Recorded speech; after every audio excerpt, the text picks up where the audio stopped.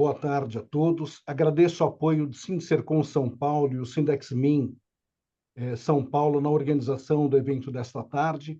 Agradecemos igualmente todos os presentes, na pessoa do Paulo Chueire, diretor titular do DDI e DESIM, o Departamento de Desenvolvimento Intersindical e Departamento Sindical da Fiesp. E para nós é uma honra estar aqui com vocês para discutir um tema tão crucial para o futuro das nossas empresas e da economia nacional. A reforma tributária e seus impactos é o tema da palestra de hoje. Agradeço o convite aceito aí pelo Dr. Igor e doutora Vanessa Canado, que conduzirão o tema nesta tarde. Nós tínhamos pedido o currículo do Dr. Igor e da doutora Vanessa, em uma conversa que eu tive com o Igor na Fiesp, ele pediu que dispensassem as formalidades, e por esse motivo que nós deixaremos de ler o currículo dos dois, né? Nós estamos em um momento de transformação do sistema tributário brasileiro, com a proposta do projeto de lei complementar 68 de 2024, que regulamenta a reforma tributária. Essa reforma, ela promete simplificar a complexa estrutura atual, mas também levanta dúvidas e preocupações, especialmente para as indústrias. Para nos ajudar a entender melhor as mudanças e seus impactos, contamos com dois especialistas que vêm conduzindo o tema em nome da Fiesp e esse faz em nome dos sindicatos patronais e suas indústrias, perante o governo federal, CNI e demais fóruns. Juntos, o Dr. Igor Rocha e a doutora Vanessa Canado nos darão uma visão abrangente das mudanças propostas e suas possíveis repercussões econômicas, e o aprofundamento, a discussão sobre como essas novas regras podem impactar as operações, custos e competitividade das indústrias. Então, com isso, eu passo a palavra para o Igor e para a Vanessa para que possa conduzir o tema. Obrigado, Celso, pela abertura. É um prazer estar aqui com os amigos, com os sindicatos, para a gente poder discutir um tema que é tão importante, não só para o país, mas também, né, para a indústria brasileira, uma indústria mais produtiva, uma indústria mais competitiva, com maior inserção em novos mercados, uma indústria que possa ter, né, aquele papel, aquela relevância que já teve, com a participação maior no PIB do passado. E é o que a gente almeja aqui, né? Uma reforma tributária que seja ampla, que seja isonômica e que seja o melhor possível para o setor industrial poder competir. Tá me escutando? Acho que o Reinaldo falou uma coisa. Acho que ele está Bom, tentando só ajustar o Ele não tá vendo a microfone. pessoa que tá falando. E muito bem, então a ideia é exatamente de fazer uma discussão aqui, né? Uma conversa, esclarecer o máximo as dúvidas possíveis de vocês, fazer um debate tranquilo, um debate sem formalidades, para a gente poder exatamente esclarecer tudo da melhor forma possível. Eu, a Vanessa, o Flávio Unis e o Paulo, né? Fizemos aqui várias ações ao longo dos últimos anos na casa, para exatamente ter um posicionamento da casa referente à reforma tributária. A gente, sem brincadeira, acho que a gente fez umas 200 reuniões, sabe? Foi muita reunião. E a gente fez de todas as formas possíveis. A gente fez atendendo sindicatos individualmente, fizemos grupos por proximidade setorial, fizemos depois com todos os sindicatos. Acho que o Celso foi em todas. Eu vi muito Celso nas reuniões. E foi Claro. muito bom, foi muito produtivo esse diálogo, porque é só dessa forma que a gente constrói, né, de uma forma coletiva, o posicionamento da entidade que tem uma base tão ampla, tão diversa, né, na casa.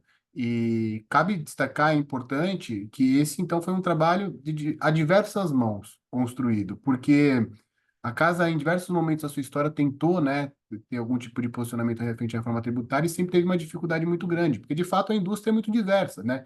Tem uma cadeia longa, uma cadeia complexa, uma cadeia, muitas vezes, conflituosa, né, entre segmentos, e foi muito positivo aqui a condução que a gente teve nos trabalhos com a participação, de todos. A reforma poderia ser melhor? Sem sombra de dúvida, poderia ser melhor, né? Eu até fico, confesso que um pouco frustrado com algumas questões que, infelizmente, andaram. Mas andaram exatamente por culpa do setor privado, cabe se destacar, né? As pessoas muitas vezes pediram exceções, eu nunca vi ninguém pedindo para frear exceções. Eu só via pessoas pedindo exceções, Então, obviamente, uma alíquota que a gente tinha, considerando Zona Franca de Manaus e mantendo também o Simples, na ordem de 21%, 22%, hoje a gente está trabalhando com um cenário de 26,5%, tá certo? É, podia ser muito melhor? Podia ser muito melhor, mas sem sombra de dúvida é um avanço enorme quando a gente compara com o modelo que a gente tem atualmente no Brasil, que eu sempre digo que é um modelo paleolítico, né? Só o Brasil e um seleto grupo de países que não deram certo no mundo que possuem um modelo fora do IVA. O IVA tem as vantagens pela transparência, pela não cumulatividade, pela base ampla que foi preservada, e também pela desoneração das exportações e dos investimentos, tá? Então isso é muito positivo. Alguns setores saíram com isenções, aqui a gente está falando da cesta básica, outros setores saíram com desconto de 60% e outros setores saíram com desconto de 30%, notavelmente os profissionais liberais, né? Os economistas, os advogados, os médicos, pelo menos alguns advogados que eram contra a reforma tributária até ter a alíquota de 30%, eles pararam, né, de encher o saco e começaram a apoiar. Só para isso, pelo menos, serviu. Mas a gente viu de forma muito clara que os que estavam contra, na verdade, eles queriam era uma exceção também. Então, e isso, obviamente, que tem um custo para todo mundo. O modelo do IVA, de forma bem simplificada, e isso o Luiz, né, Chueri, que é o professor titular da USP, que por coincidência é irmão do Paulo Chueri, é um grande tributarista, ele sempre me dava o seguinte exemplo no começo do debate, né? Ele falava, Igor, o IVA é um condomínio. Quando todo mundo paga o condomínio, todo mundo paga menos o condomínio.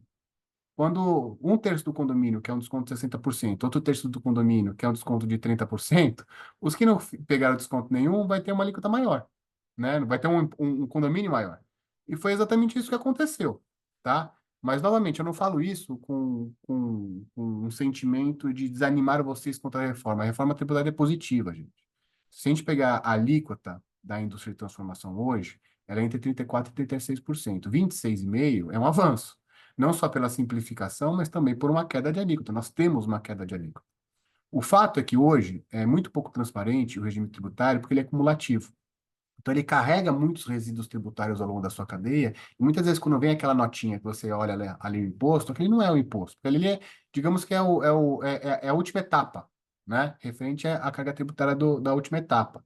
E não está considerando todos os resíduos tributários ao longo da cadeia, e, dito de outra forma, o imposto que foi pago sobre imposto, tá?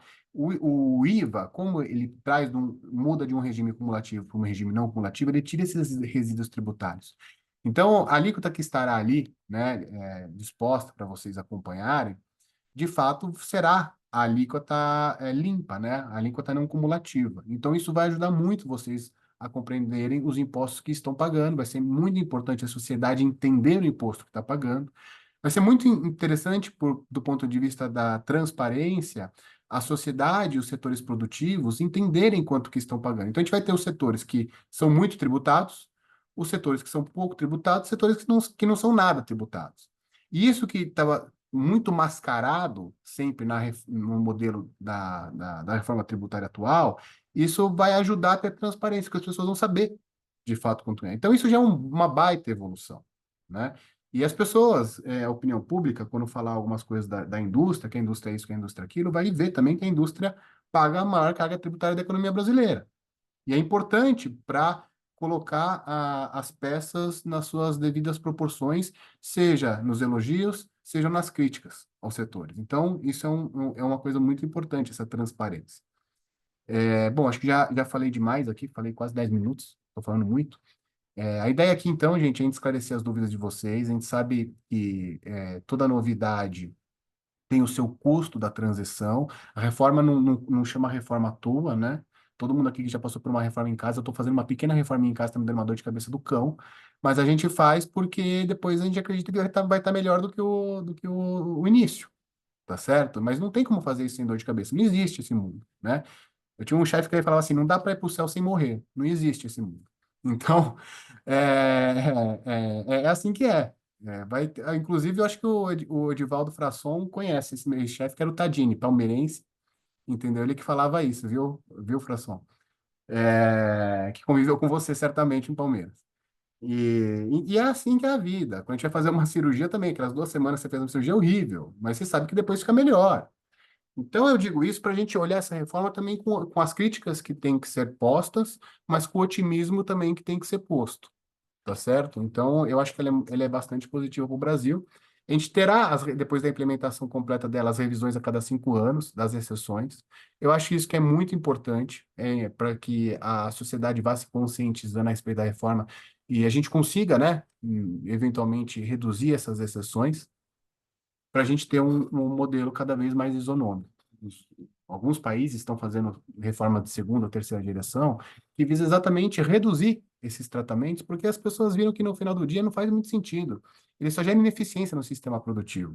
Se você pegar, sei lá, um setor que teve um desconto de 60%, mas a embalagem que ele vai usar vai aumentar o imposto. A máquina que ele vai comprar vai aumentar o imposto. Então, no final das contas, ele também vai estar pagando por aquela exceção que ele pleiteou, entendeu? Não tem muito almoço grátis. Mas como isso que os economistas, que os tributaristas falam, muitas vezes com razão, né? A sociedade olha com desconfiança, porque eu também não acredito muito nos economistas.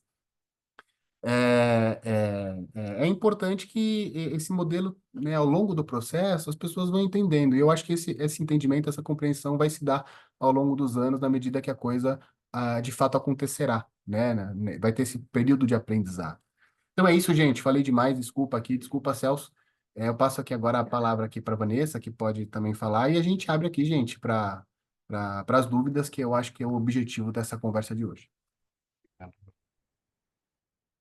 Obrigada, Igor, pela introdução. Você tem toda a razão, acho que foi um trabalho muito bacana da Fiesp de construir esse consenso sob a sua liderança e do Josué. Como você disse, era difícil construir um consenso em torno da reforma na Fiesp, mas acho que a gente conseguiu. E, aliás, só para dizer que a única entidade que pedia para não ter exceções era a Fiesp. O resto, você tem razão, todo mundo, na verdade, queria um tratamento especial. Mas, enfim, indo ao que interessa, a gente teve, no final do ano passado, a aprovação da emenda constitucional com as diretrizes gerais do IVA dual, né? Uma CBS para a União, que é uma contribuição que ela não divide com estados e municípios, e um IBS, que vai substituir o ICMS e o ISS, e, como o Igor bem colocou, vários tratamentos específicos, alguns deles inevitáveis por conta do próprio sistema de IVA, mas outros, a grande maioria, decorrentes de pressão setorial. E aí, em abril desse ano, o governo enviou a regulamentação da reforma tributária, o PLP 68, o projeto de lei complementar.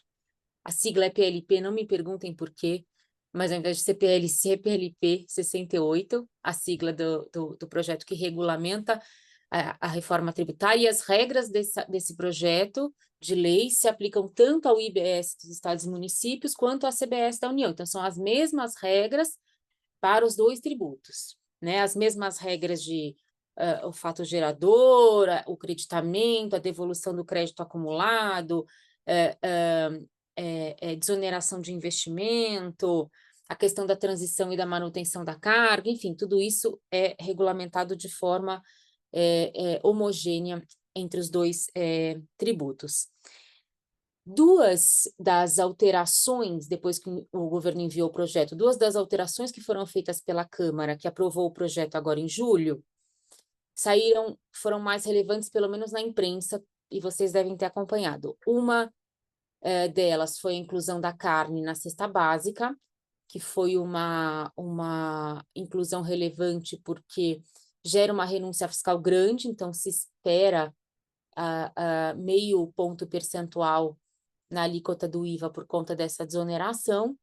E aí, até por conta disso, que aí não saiu no jornal, mas a gente sabe que foi por conta desse buraco na arrecadação, que acabaram incluindo outras coisas para serem tributadas, outros itens para serem tributados no imposto seletivo, por exemplo, né? Então, o imposto seletivo, que originalmente era sobre cigarros, bebidas alcoólicas, automóveis e embarcações e aeronaves, também foi estendido para veículos elétricos, não só automóveis movidos a combustível fóssil, e as apostas desportivas, os famosos bets, né? tudo isso para conseguir tapar o buraco da renúncia fiscal decorrente da inclusão da carne na cesta básica. Teve uma alteração muito positiva que eu acho que passou despercebido, que é a redução do prazo de devolução de créditos acumulados. Eu sei que essa era uma demanda de vocês, então o prazo original eram 60, a regra, né? Eram 60 dias, pode ainda, né, ser prorrogado, mas a regra geral foi diminuída para, na verdade, 30 dias, e algum pedido de documentação, ou alguma questão que precise ser mais analisada, vai ser analisada em até 60 dias. Então, isso é bem importante e, sinceramente, eu achei vai ser irrelevante para o fisco, me parece, esse prazo. Por quê? Porque no modelo que o governo está construindo, o creditamento do imposto vai se dar pelo pagamento. Então, você só vai poder se creditar do imposto quando você pagar o seu fornecedor ou quando o seu fornecedor pagar o imposto, o que ocorrer antes, né? Então, honestamente, o fisco não tem nem o que fiscalizar, porque você já fiscalizou ou já pagou o imposto pelo seu fornecedor. Então, realmente, tem que ser uma fraude muito sofisticada, nem sei como seria, para falar a verdade, o ressarcimento de tributo decorrente de acumulação de crédito por investimento, ou exportação, ou uma alíquota reduzida. Então, é bem positiva e eu achei, sinceramente, que poderia ser até menor, né? Um outro aspecto da desoneração de investimentos que setores de construção mais pesada pediam, e também o setor aéreo, era na aquisição de equipamentos de valor maior, né? Você ter a suspensão do imposto, ao invés do pagamento seguido do creditamento, para não ter um déficit no fluxo de caixa, né? E aí o governo colocou na lei uma possibilidade de você pedir uma suspensão do tributo na aquisição de máquinas e equipamentos durante ali o período de construção.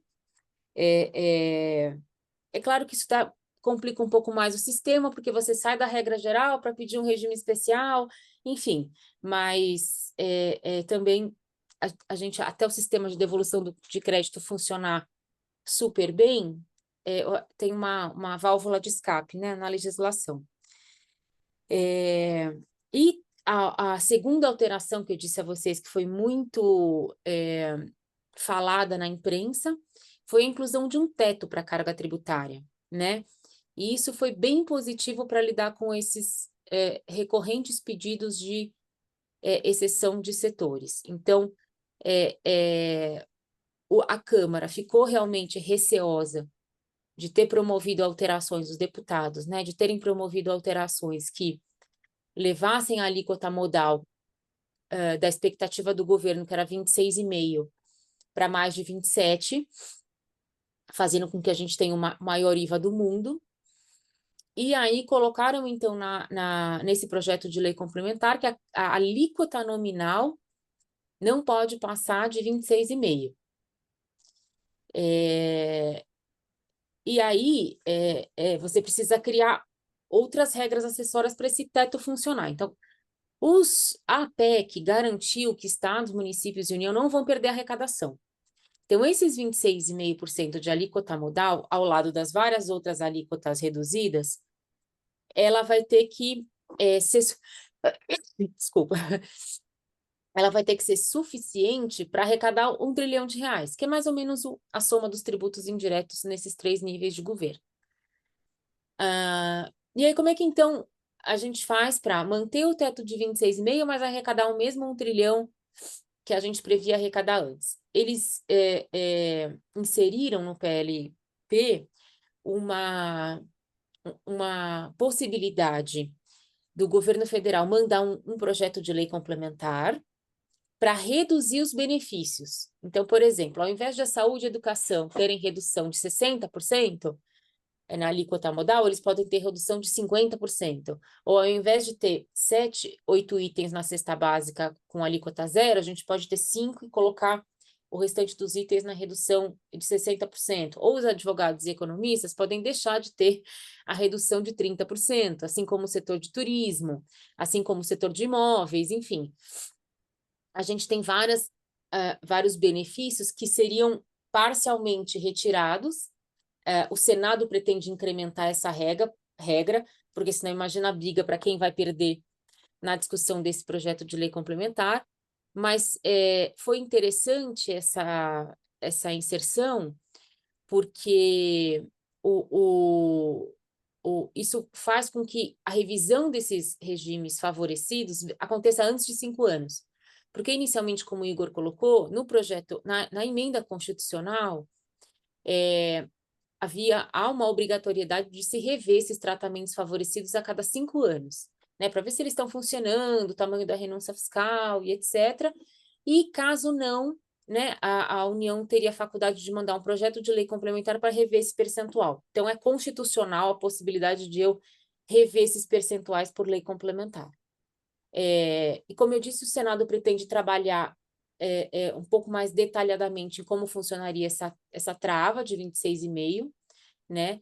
Os setores beneficiados também estão preocupados por falta de segurança jurídica, né? E num ano você tem um preço, um IVA para um setor, no outro ano você tem outro IVA, então também tem que entender aí como é que a gente desenha melhor esse mecanismo, mas que de um modo geral é bem positivo.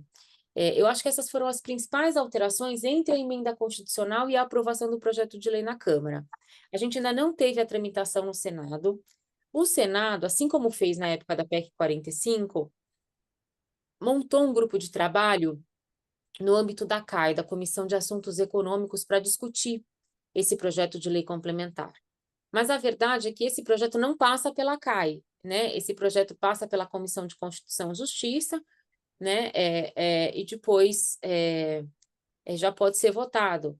Então, enfim, é mais um grupo de trabalho que foi criado pela CAE para subsidiar, né, as decisões dos senadores, o debate, embora não seja propriamente um grupo formal.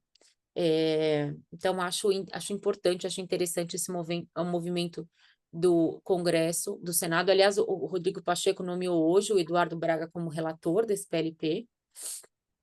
E aí, só para acabar, a gente tem um outro PLP, outro projeto de lei complementar, número 108, que foi enviado pelo Executivo em maio ou junho passados, e que dizem respeito ao funcionamento do comitê gestor. A maioria desse projeto de lei é voltada para o funcionamento dos fiscos, né? Como é que vai funcionar a distribuição do imposto entre estados e municípios, como é que vai funcionar o contencioso administrativo, quando eu sofro um auto de infração, perante qual órgão eu vou me defender, quais as instâncias de defesa. Então, ele é mais procedimental, muito importante, claro, mas digamos que são normas secundárias, né? As normas primárias do imposto estão todos nesse PLP 68. O Lira diz que pretende votar esse PLP 108, que é das regras de cobrança do imposto. Também tem as multas, aliás, nessa lei, muito parecidas com as multas federais que a gente tem hoje. Ele pretende votar em agosto, né? Pretende votar, acho que agora 16 de agosto. Então, a Câmara vai começar a discutir já esse segundo projeto de lei complementar enviado pelo governo e que trata mais da operacionalização do imposto. Agora sim, então, eu acho que essas foram as principais recentes alterações que a gente teve no tema da reforma, mas se a gente precisar voltar em algum tema que era objeto da emenda, não tem nenhum problema, como fico simples, etc., não tem as cooperativas, enfim, não tem nenhum problema a gente voltar em outros temas também. Então, se você quiser passar as dúvidas para nós, Celso, a gente pode passar por elas agora. Obrigado, Vanessa. Obrigado, Igor, pela apresentação e reforçar que realmente o que você comentou, o comentário que você fez, o Igor fez também. Nós participamos de algumas reuniões com vocês e o consenso foi difícil de se construir, né? Vanessa, até nas últimas reuniões onde vocês estavam já apresentando a proposta final, ainda havia pedidos de tratamento diferenciado por alguns setores, sem entender que cada pedido traria um ônus maior para todos, né? Para todos os setores. E essa colocação que você fez, se pensar no modelo de compensação, eu acredito que também passa a ser interessante, porque acaba envolvendo todos os setores, né? Porque para conceder um tratamento diferenciado para um setor novo, para melhorar ou manter uma alíquota diferenciada para um setor, outros setores que se sentem prejudicados vão poder discutir também no projeto de lei, um projeto de lei estadual ou federal, dependendo de quem tiver o comando, né?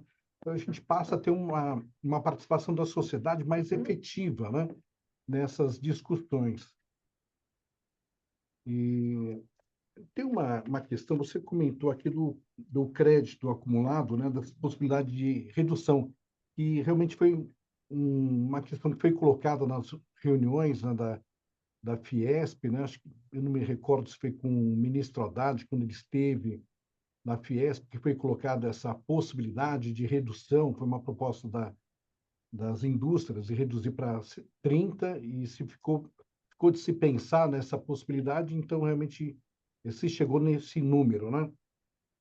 Mas tem uma outra questão que ainda gera uma série de dúvidas, que é a questão da compensação tributária. Hoje nós temos uma discussão, né, sobre o que é possível compensar dos créditos tributários. Então, sempre uma discussão sobre o que tipo de aquisição de produto tá ligado ao processo produtivo ou não, para poder se compensar. Na reforma tributária, essa é uma simplificação que ela vem e traz maior transparência, né, para as indústrias, né? Tudo aquilo que ela paga de imposto na aquisição de produtos ou serviços poderão ser compensados na saída, né, na saída do cálculo final, né, do tributo a recolher, é isso. É isso mesmo, Celso. Tem dois artigos nesse projeto de lei complementar do governo que regulamentam os itens que você não vai poder tomar crédito, que são aqueles itens alheios à sua atividade. É um dispositivo perigoso, por conta do nosso histórico, como você bem colocou, o que é alheio à atividade, mas o governo colocou uma lista exemplificativa. E realmente, pela lista exemplificativa, dá para você perceber que não são, são itens que a gente chama de uso e consumo pessoal, né? Então, são bebidas alcoólicas, por exemplo, exceto quando a bebida alcoólica fizer parte da atividade da empresa. Na compra de bebida alcoólica, é um item, uma nota fiscal que você vai ter que tirar dos seus itens de creditamento. Mas não tem nada nessa lista que joias, por exemplo, você também tem que tirar. Por esses exemplos, dá para a gente perceber que a intenção do legislador foi, de fato, só evitar abusos, né? Porque quando você se acredita do imposto na empresa, o governo não recebe nada de dinheiro, porque você não vai vender esses itens depois. Então, você vai receber de volta o imposto e vai acabar comprando um item desonerado, indevidamente. Então, que maravilha, eu comprar uma caixa de uísque pela minha empresa, tomo crédito de IVA e nunca mais dou saída daquilo. O governo não recebe nada. Posso falar, acontece muito isso em Portugal. Conheço muitos brasileiros que são empresários em Portugal. A gente, às vezes, amigos, né?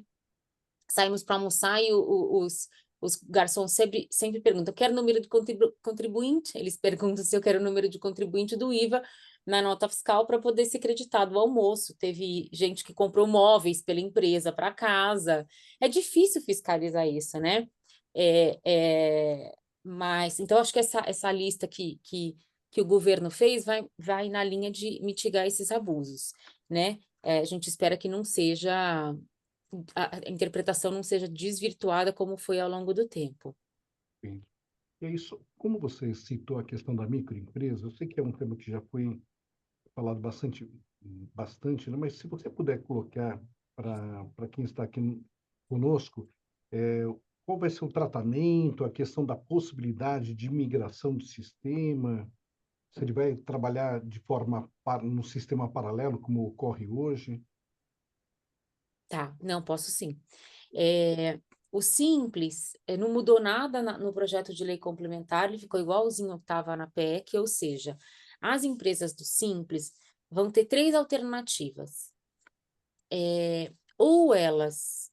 Desculpa, são 2 alternativas. Ou elas vão continuar no regime atual, e aí elas não vão se apropriar dos créditos dos insumos, mas vão poder transferir o crédito para quem comprar, se uma empresa comprar produtos ou serviços dela.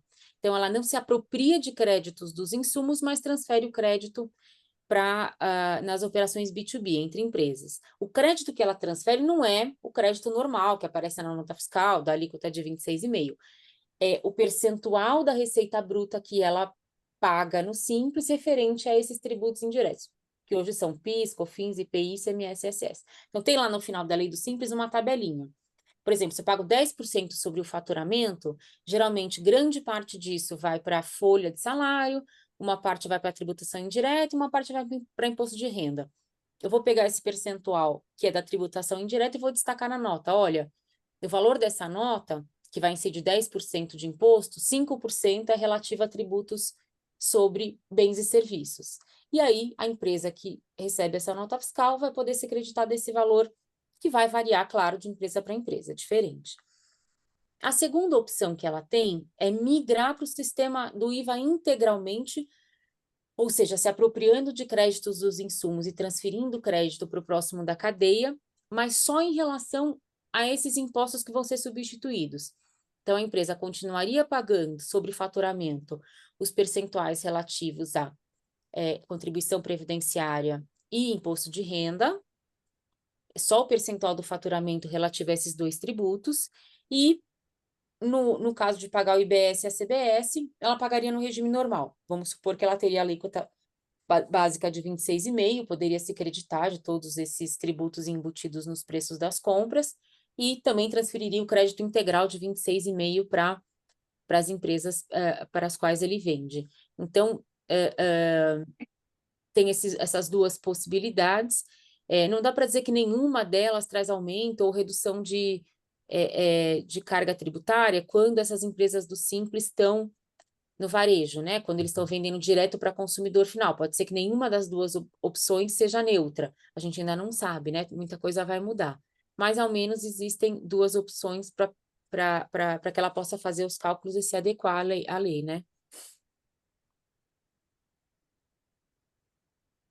É interessante, né? Mas aí é um trabalho que as empresas, micro e pequeno, terão junto às contabilidades para fazer um levantamento e um estudo, né, sobre essa diferença da carga tributária entre um regime e outro, né? Isso. Isso daí acho que Não, vai depender muito do impacto que tem em folha de pagamento, os custos com folha sobre os custos, sobre o preço final dele, né? Ficar é uma proposta muita interessante, né? coisa vai mudar mesmo. É difícil fazer isso a priori, porque vai alterar o preço dos insumos, já que os insumos também vão deixar de ter resíduo de tributo, como o Igor colocou. Então, não dá de antemão para a gente saber. Mas ali em 2027, mais ou menos, quando a gente já vai ter a CBS, dá para antecipar um pouquinho os efeitos do IBS, que começa a entrar em vigor em 29.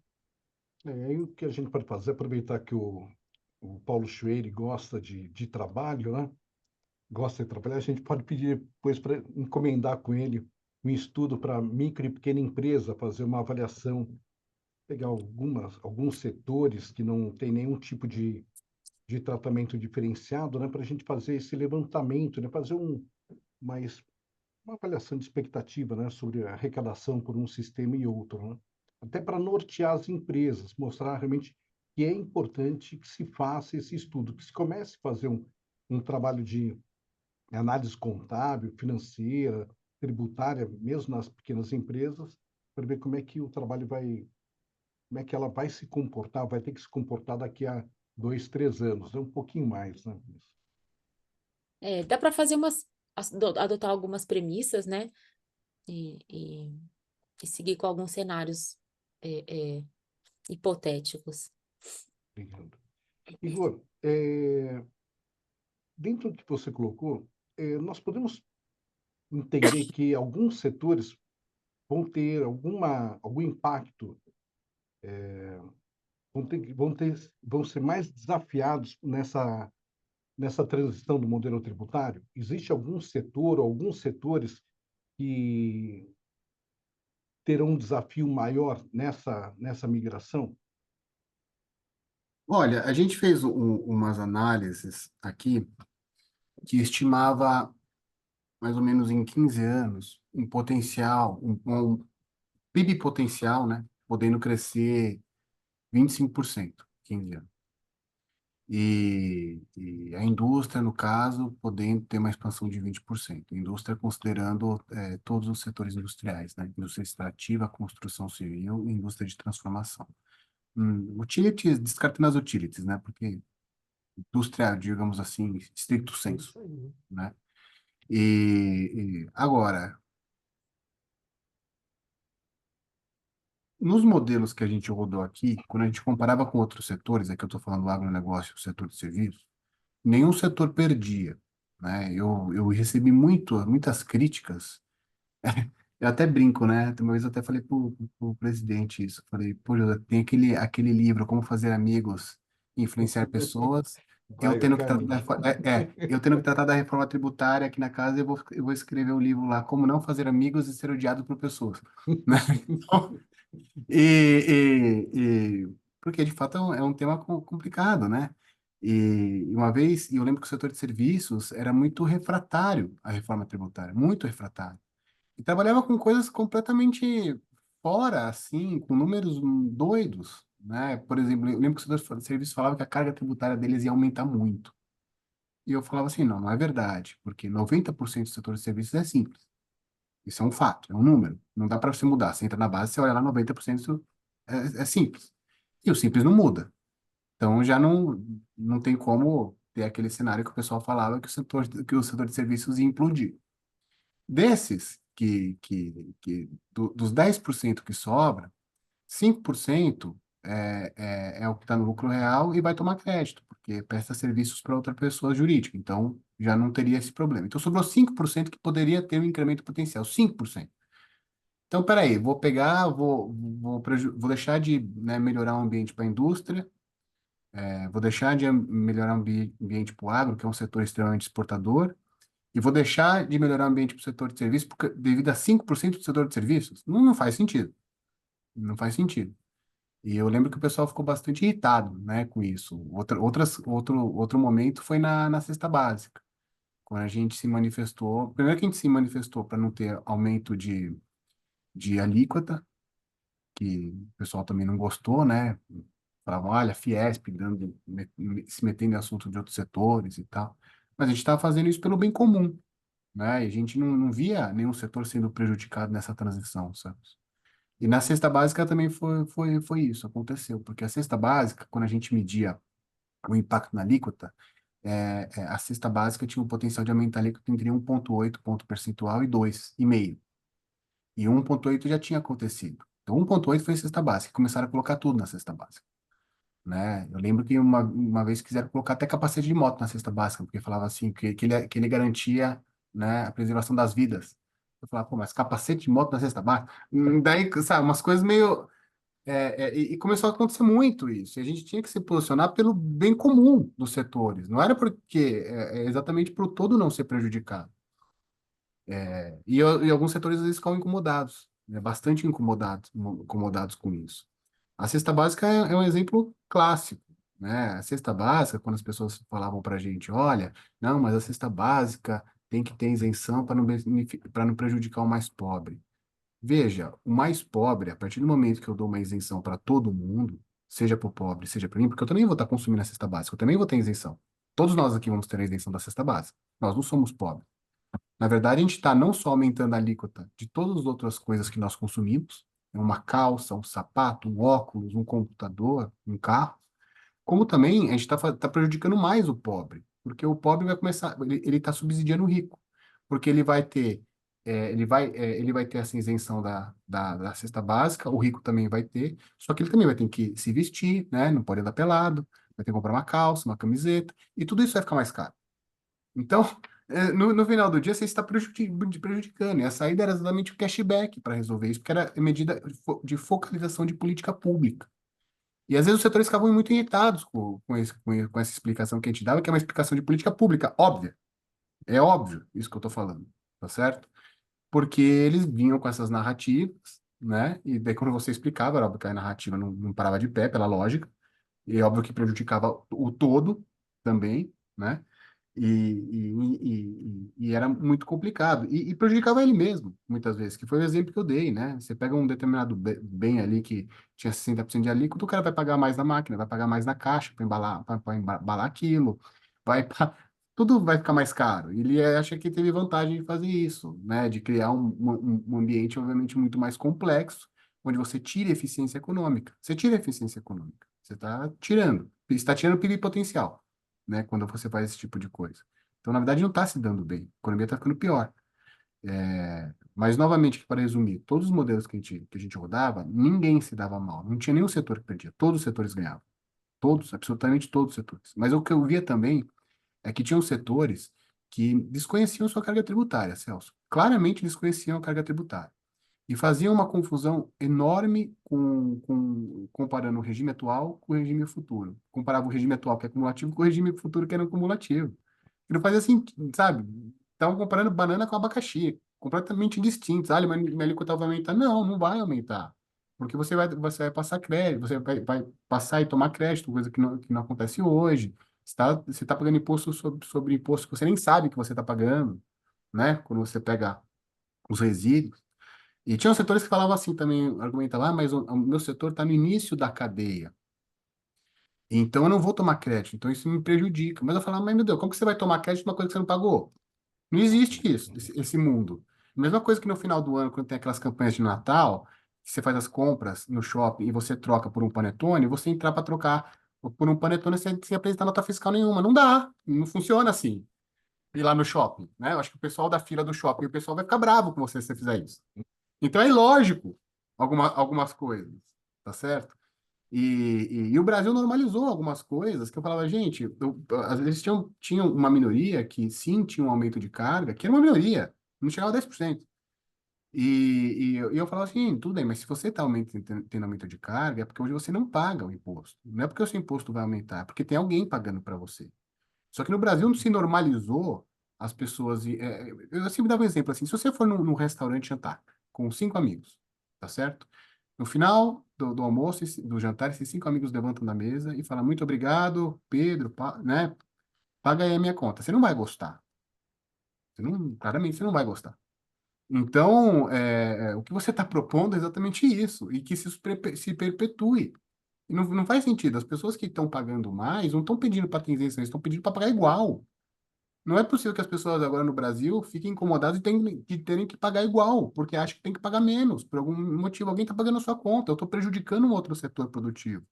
A desindustrialização no Brasil não é à toa, sabe? A indústria de transformação, sobretudo, ela é super tributada, porque ela está pagando a conta hoje de outros setores, só que isso de maneira muito pouco clara, Celso. Devido ao modelo da acumulatividade, isso é muito pouco clara. Agora a gente sabe quem são, né? Agora a gente tem lá no projeto, você tem lá os que têm desconto de isenção, de 60, de 30. Então, isso é muito bom para a transparência. Isso é importante.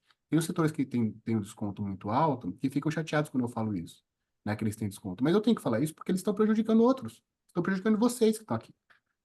Tá certo? É isso. Igor, pensando nessa ideia da isonomia, né? Colocar todos na mesma linha, como é que ficam os importados? Porque hoje uma discussão que a gente tem constante, até nas reuniões de diretoria, e ontem novamente esse assunto foi colocado, né? As importações entrarão com a mesma, receberão o mesmo tratamento? E segundo, as compras dos entes federativos na Contas públicas. importação, as compras públicas, elas terão terão que dar o mesmo tratamento na aquisição de produtos importados, porque hoje a gente está numa concorrência desleal eu acho que o tema que a gente, o tema não, né? O setor que mais reclama disso, a gente vê pelo tamanho, né, do produto, é o setor ferroviário, né? Hoje eles concorrem com a China a indústria nacional concorre com a China com uma carga tributária e que o chinês, quando traz o produto para cá, ele acaba liberando o Estado o ente, né, do Estado está aqui adquirindo, ele está liberado desse compromisso tributário, até porque não tem lógica, né, o Estado pagar para ele mesmo, né? Mas existe dentro dessa reforma, existe alguma atenção para essas questões na hora de uma compra pública, trazer também todos para a mesma base? Tem uma questão relacionada às contas públicas mesmo, que a gente até trabalhou aqui na casa. Vanessa, acho que você é mais didática aqui ó, nesse assunto, e isso foi levantado até numa demanda, né, que a gente teve um Foi. posicionamento de casa sobre isso, porque havia uma falta de isonomia disso sim, que se manifestou numa emenda complementar, tá? Mas, Vanessa, vamos lá. Acho que tem a regulamentação geral das compras públicas. Então, os governos, eles, quando compram serviços ou importam, eles pagam o imposto, só que eles pagam o imposto inteiro para ele mesmo. Porque, por exemplo, se o Estado de São Paulo importar um equipamento, ele teria que pagar a parcela do imposto do Estado de São Paulo, mais a parcela do município, mais a parcela da CBS, que é da União. Então, ela estaria pagando imposto para os outros entes, o que não pode, por conta daquele princípio da imunidade recíproca da Constituição. Então, qual é o mecanismo? Quando o contratante for à administração pública, inclusive na importação, as alíquotas dos outros entes ficam zeradas e ele aumenta a dele na mesma proporção. Então, vamos supor que a alíquota final seja 26,5%. Então, São Paulo vai pagar na importação ou na nota fiscal 26,5% de imposto e vai recuperar os 26,5% integralmente para ele. Então, fica numa situação realmente igual à do setor privado, porque tinha mesmo muito planejamento que colocava o governo como importador ou como adquirente, porque ele não teria imposto, e o setor privado teria. Então, com isso, com essa ideia de que a importação vai ser tributada também pelos governos, e de qualquer modo, o contribuinte antes tinha muitos itens que ele comprava que ele não tinha crédito do imposto, né? Hoje também tudo vai dar crédito, de modo que mesmo que se eu pago o imposto, eu tenho crédito, se eu não pago, eu não tenho crédito, como o Igor acabou de falar. Então, essa dissonância entre do preço, né? Do importado para o nacional por conta das importações diretas por órgãos públicos realmente foram eliminadas. Tinha mais uma pergunta que você tinha feito, Celso, um pouquinho antes dessa? Ou não? Era só isso mesmo? Esse daí mesmo. Esse mesmo. Tá. E como nós estamos chegando quase no final da nossa reunião, eu vou abrir, tem mais algumas perguntas, mas vou abrir aqui para os participantes. Alguém tiver alguma pergunta? Eu gostaria de fazer algumas perguntas, eu acho que serão rápidas Por favor, as Caldeira. respostas. Posso fazer? Sim, por favor. Bom, vamos lá. Seria para a doutora Vanessa. Eu não sou um especialista tributário, mas eu já tenho 40 e poucos anos aí. Caldeira, Oi. só vou te pedir um favor, se você puder falar de quem, a empresa ou o Tá. sindicato que você participa, eu te Me agradeço. identificar, né? Bom, eu sou Caldeira, estou falando pela Acertar, né? Que é a associação aqui de Tatuí dos ceramistas, né? Da região, Tatuí região, e é uma associação, né? Eu estou à frente mais como suporte para o presidente. Então, eu não sou o presidente da associação, mas eu sou uma pessoa que está ajudando e estou à frente da associação. Bom, vamos lá. Uma das questões que eu tenho para a doutora Vanessa seria assim, apesar de eu não ser um tributarista nato, mas eu já mexo com isso há uns 44, 45 anos. E a dificuldade que eu vejo assim, na nossa legislação não é só cálculo de imposto, que eu vejo assim, são muitos CFOPs, esses FOPs combinados, é uma loucura. Então, a hora que você vai parametrizar um sistema, você leva um mês para parametrizar esse sistema hoje, né? Então, a pergunta direta para mim seria assim, se é que tem a resposta já, né? Esse planejamento que a gente está fazendo tributário, essa alteração, reforma, visa também uma facilidade também em relação a esses centenas de CFOPs que nós temos, ou não? Olha, Caldeira, a ideia é que sim, a gente espera que o fisco não seja criativo para deixar tudo complicado de novo, mas em razão da legislação, são poucos campos que são necessários na nota fiscal. Você vai precisar saber para onde você vai vender, qual a cidade, o município, para você poder colocar as alíquotas. Então, você vai ter que saber a alíquota da CBS da União, que é uma só para todo mundo, a alíquota do estado que você vai vender e a alíquota do município que você vai vender. Só isso. Não tem necessidade, porque o transporte não é tributado de forma diferente da mercadoria, como acontecia antigamente, né? Então, eu precisava de notas fiscais distintas, realmente fazer transporte no estado de São Paulo, não só aqui, né? Era muito difícil. Aqueles inúmeros códigos CFOP. Então, hoje, com uma tributação única, serviços, todos os serviços e mercadorias tributados igual, não tem necessidade mais de tantos campos da nota fiscal. Então, a ideia é que realmente tem uma ultra simplificação e a gente vai conseguir visualizar isso em 2027, né? Quando já tiver em vigor esse IVA federal, a CBS, que vai eliminar o PIS/COFINS e o IPI. Aí a gente já vai ter uma noção de como é que vai ficar o sistema todo pronto em 2033. Bom, emendando isso daí, doutora, seria assim, a gente vai ter um sistema paralelo, né? Nós vamos ter esse atual, fluindo normal, para quem já tem sistema, continua a vida normal, e no paralelo a gente vai ter que implementar esse, sendo mais simples, talvez menos trabalhoso. Mas eu já ouvi dizer que tem pessoas tentando fazer aí algum barulho para tentar não deixar até 2033. Puxar um pouco esse prazo aí não é adaptação, né, de transição. Isso seria muito bom, né? Porque imagina as empresas tendo dois sistemas, né? Ou pegando o sistema dela e falando, olha, trata essa venda assim, mas também agora você passa a tratar assim. Já deve ter gente preocupada com isso, imagino, né? Sim, sim, especialmente aquelas empresas que não têm tanta dificuldade de adaptar os seus preços a essa nova realidade, né? Por exemplo, as empresas de alimento do Nordeste, para elas, quanto mais longo prazo, melhor, porque elas têm incentivo fiscal de ICMS e elas vão perder esse incentivo com a reforma. Então, para elas, quanto mais longo, melhor. E quando foi aprovada a emenda constitucional, foi feito um prazo para todo mundo. Então, para mexer no prazo, a gente precisaria alterar várias partes da emenda constitucional, o que hoje eu não vejo acontecer. Então, Isso agora, é um custo adicional nesse caso, né? Para então, muitas a empresas vai ideia ser, né? é que você use praticamente só os sistemas da Receita Federal, né?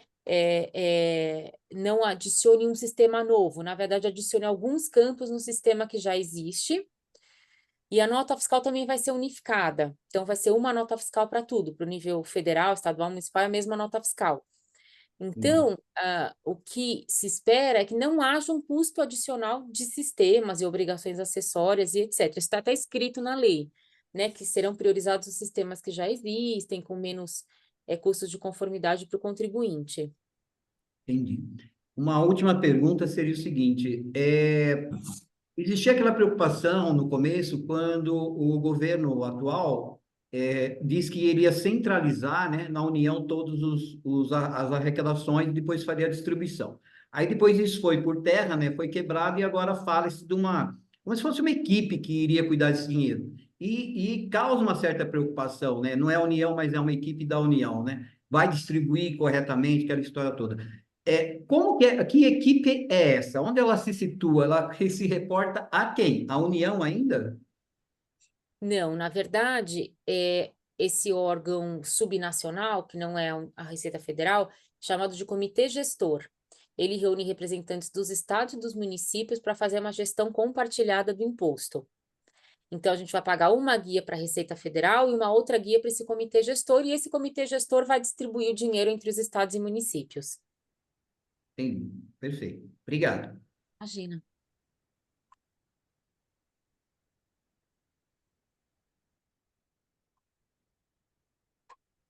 Mais alguém? Tá no mudo, Celso. Posso fazer uma pergunta, Celso? Sim, por favor, Sureide. Boa tarde a todos. É Ed, da empresa Eslovem. Só uma dúvida, no caso de custo, eu acho que está muito bem explicado. Eu perdi um pouquinho do início do Igor. Nós fazemos um custo mediano.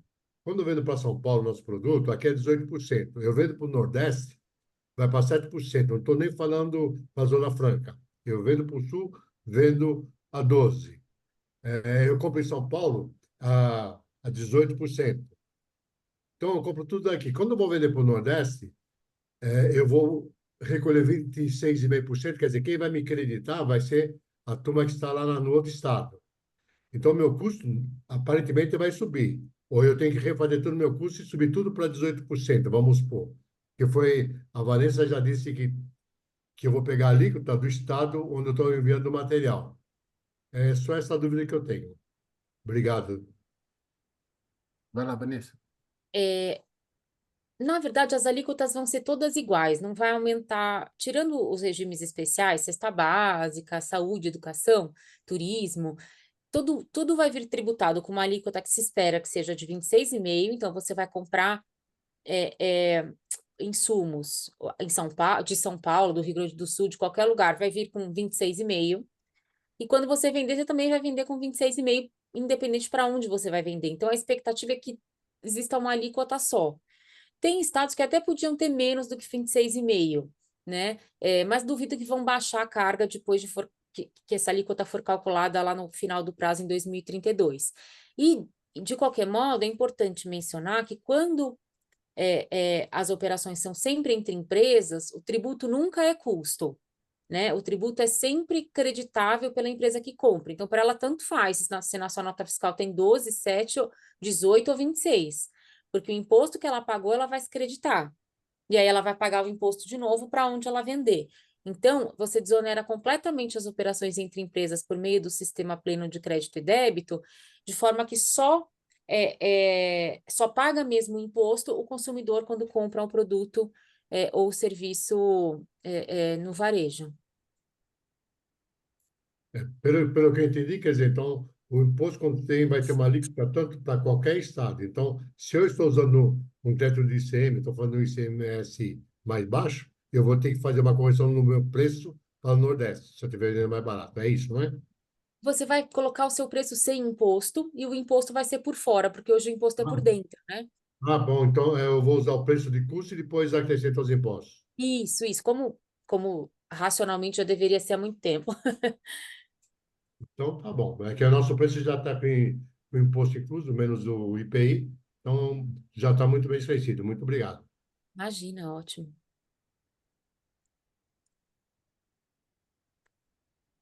Quem mais?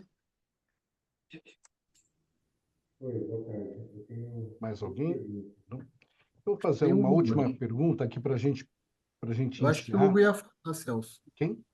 O Hugo, acho que ia falar, não ia, Hugo? Acabou?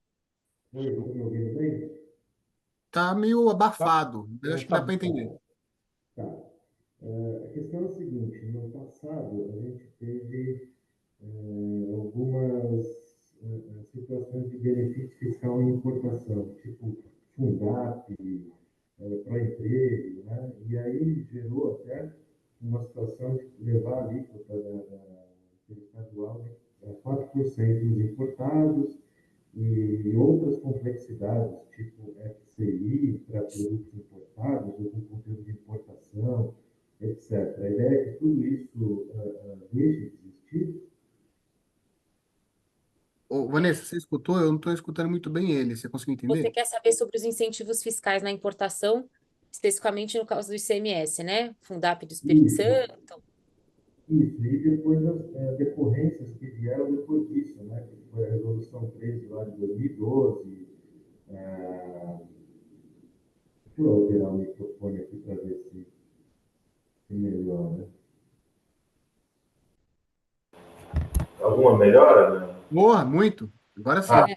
Desculpa, eu alterei aqui agora. Então, teve aquela resolução 13 que jogou o ICMS para 4% de importados e introdução da FCI, né? Uma complexidade aí enorme. A ideia é que isso não exista mais? Isso, não exista mais, ou seja, na importação, ao pagamento do imposto com uma alíquota regular, que a gente espera que seja 26,5%, creditamento integral de 26,5%, e as operações posteriores idem.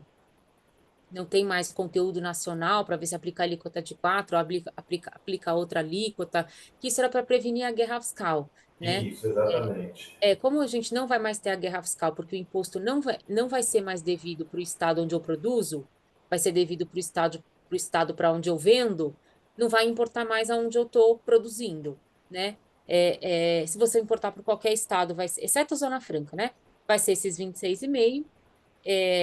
E o estado onde você está não pode dar nenhum incentivo na operação subsequente, porque você não vai pagar para ele. Você vai pagar para outro estado, a não ser que você venda para ele mesmo.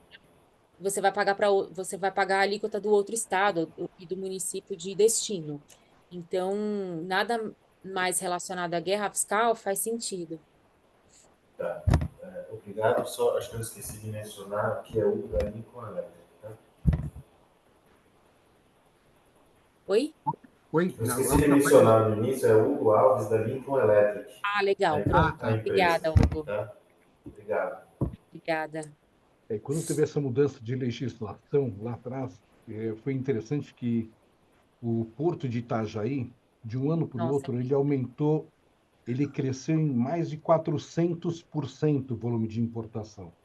Porque a ideia que se tinha de evitar a guerra fiscal, ele criou uma nova oportunidade, né?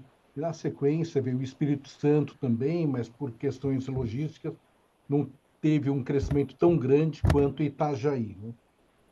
É interessante que o que você colocou, Vanessa, é interessante o pessoal ter em mente, né? A tributação ela vai ser no consumo, né?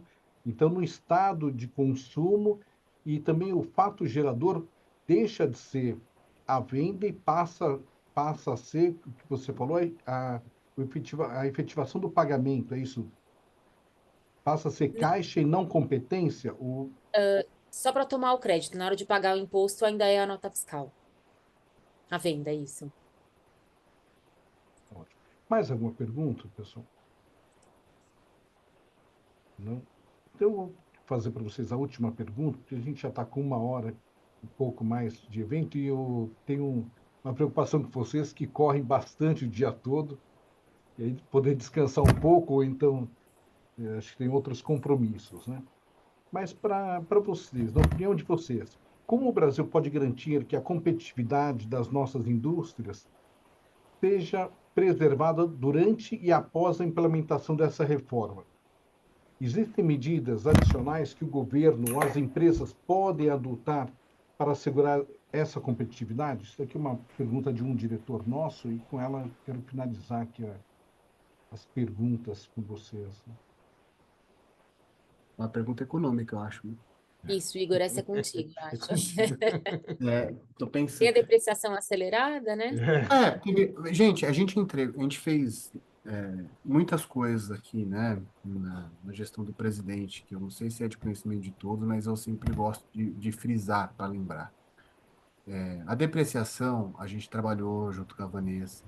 A depreciação andou porque a gente teve atuação para andar a depreciação, né? E a depreciação, de fato, agora está na fase de regulamentação. Já foi, né, aprovada, está na fase de regulamentação, mais especificamente, na Receita. A gente tem esperança que saia esse mês a regulamentação.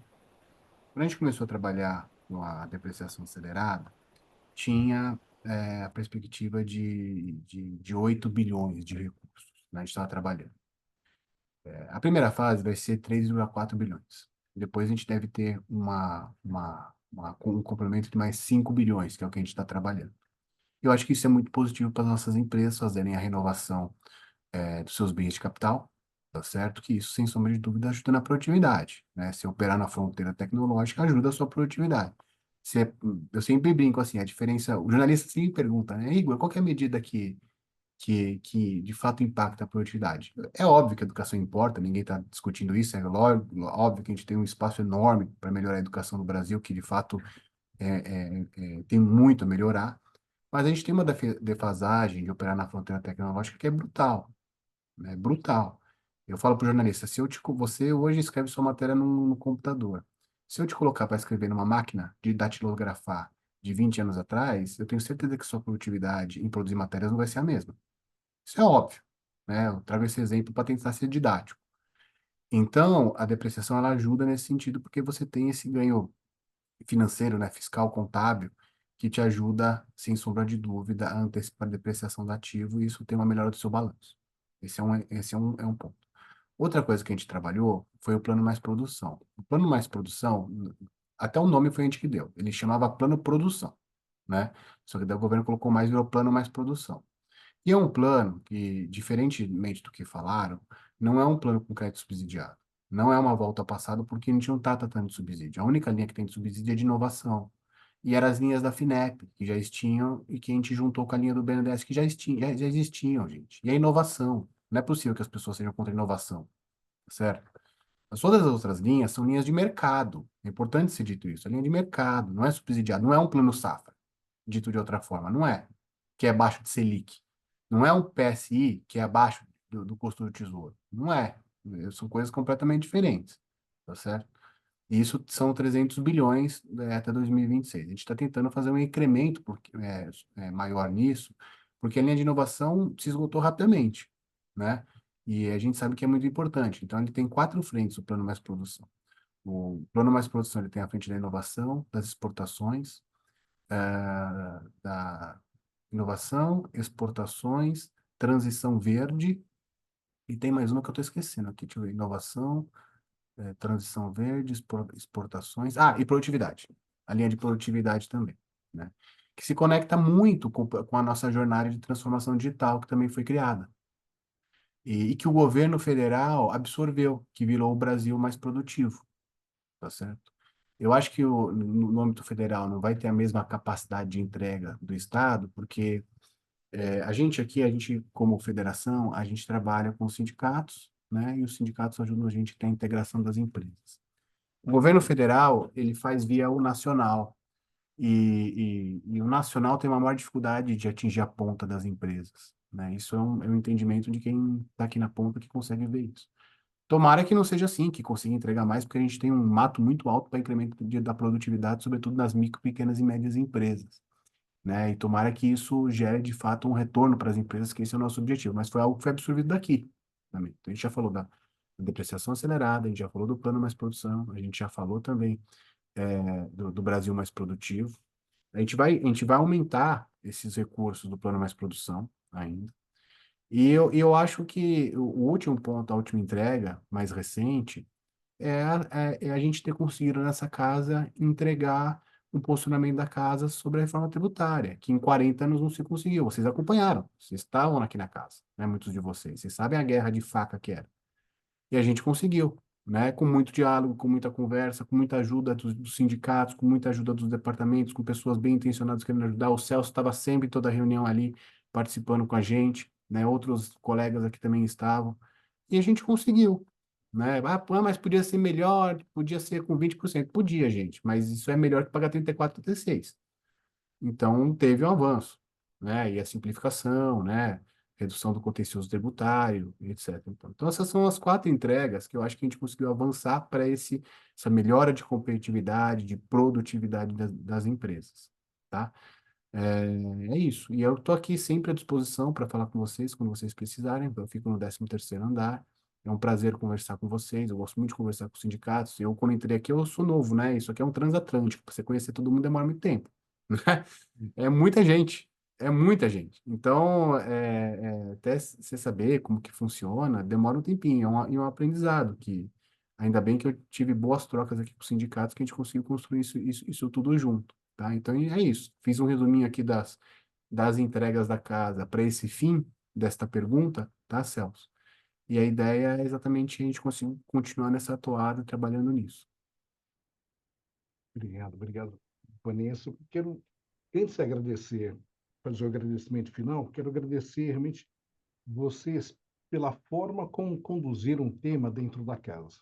Porque, como você comentou, eu estive em algumas reuniões e realmente a habilidade que vocês tiveram para extrair o melhor dentro do que era apresentado, dentro do ambiente que era apresentado, em alguns com menos conflito, outros com mais, algumas reuniões com mais conflito, menos conflito, mas esse desafio vocês tiveram e foi bastante grande, né? Saber conduzir o tema e oferecer a melhor proposta que pudesse atender aí o anseio ou que desagradasse, fizesse menos inimigos, né, Igor? Que Sim, desagradasse menos entidades, né? Então, agradecer realmente vocês pelo trabalho que fizeram e continuam conduzindo na casa. Agradecer às empresas que estão conosco, colocar que o sindicato é o canal de comunicação de vocês com esse trabalho que está sendo desenvolvido. Então, toda dúvida que vocês tiverem, os anseios, passem, caminhem para o Cianfesp, para o sindicato patronal em que vocês estão filiados ou associados, e nós acabamos consolidando essas demandas e levando para quem está conduzindo o tema, que é o Igor e a Vanessa, né?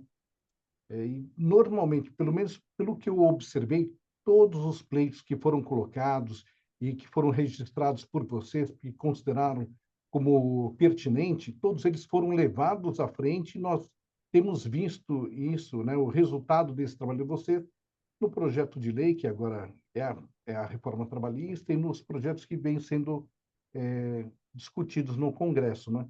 E o PLP, se não me engano, é projeto de lei parlamentar, não é, Vanessa? Acho que é isso.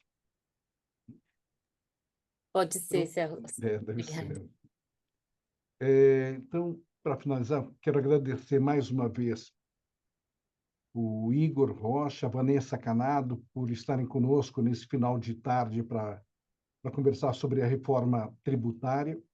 Agradecer o Sindicercom São Paulo e o Sindexmin de São Paulo por estarem nos apoiando nesse evento. Agradecer todos os participantes, em especial os nossos diretores que estão aí participando dessa reunião. E aí eu saúdo todos na pessoa do senhor Eide, que é o nosso diretor aqui da casa. Então, muito obrigado vocês. Igor, Vanessa, se quiserem fazer alguma consideração final, a gente já faz o encerramento. vai lá, Obrigada, Vanessa. Celso.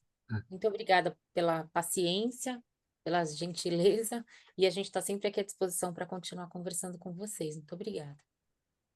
É isso, gente. Agradecer também e falar que a gente está sempre aqui à disposição para atendê-los da melhor forma possível e agradecer sempre o apoio, né? Que a gente não constrói nada sozinho. É muito importante o apoio de vocês, ajudando aqui. Tem muita gente boa na instituição e é muito bom que vocês estejam juntos com a gente. Obrigado.